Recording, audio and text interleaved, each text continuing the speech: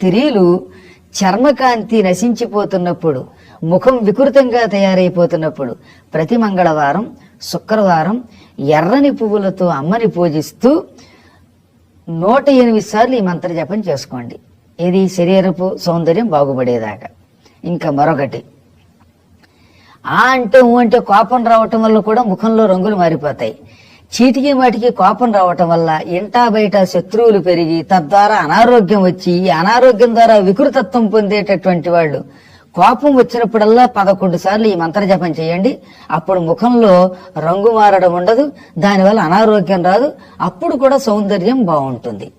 ఇది కాకుండా చిన్న చిన్న తెల్ల తెల్ల మచ్చలు కూడా వచ్చేస్తున్న వాళ్ళు, అవేవో సోబి అని రకరకాల మచ్చలు వస్తున్నాయి ఈ మధ్యకాలంలో, అటువంటి వాళ్ళు ఆదివారం ఎర్రని పువ్వులు నీళ్లు కలిపి సూర్యుడికి ఎదురుగుండా అర్ఘ్యమిస్తున్నట్టుగా ఇస్తూ ఈ మంత్రాన్ని 108 సార్లు జపిస్తే ఈ మచ్చలు క్రమంగా తగ్గిపోతాయి అన్నమాట.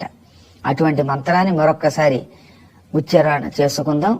అది ఉచ్చరించి సరైన రీతిలో ఉచ్చరిస్తేనే మంత్రం ఫలితం వస్తుంది. అందువల్ల ఓం మహాలావణ్య సేవధయే నమః. ఓం మహాలావణ్య సేవధయే నమః.